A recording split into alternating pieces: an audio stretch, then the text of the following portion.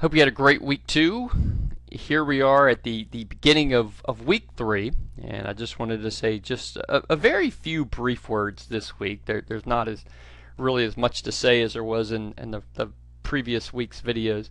As we talked about in the previous weeks, once you know your overall organizational strategy, uh, you then have to really focus on your specific HR strategy.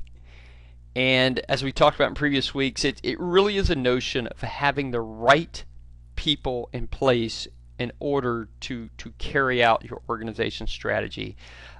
Effort is not enough. Effort is important. Motivation is important, but it really is not enough.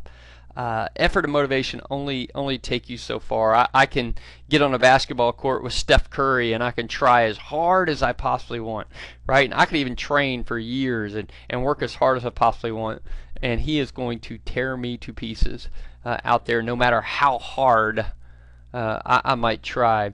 So effort and motivation are huge, and they're important, and I admire grit.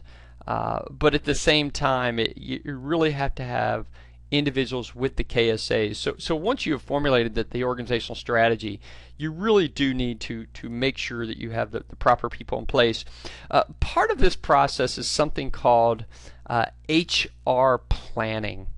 And as you see here in the notes, HR planning talks about sort of this match between what are the internal needs of our company.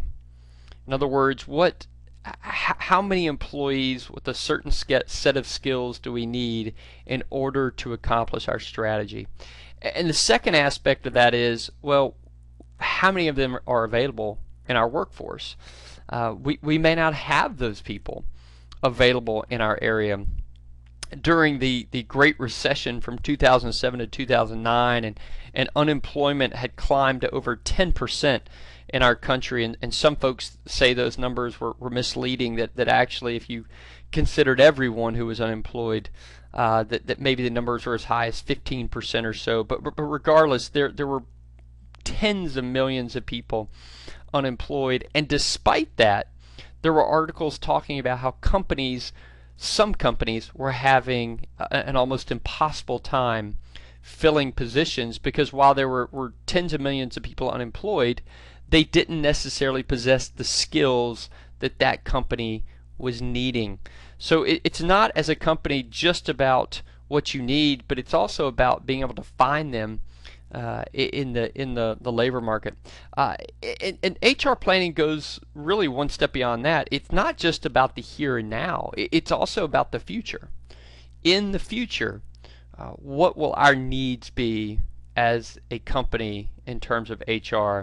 And in the future, what are the forecasts, what are the projections for what the labor market will look like down the road?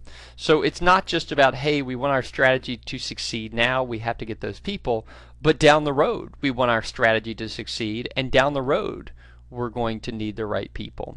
And if the projections are that certain skills will just not be in abundance down the road, then you as your organization need to decide how you're going to deal with that. Are you going to change your strategy so maybe you're not relying upon those skills?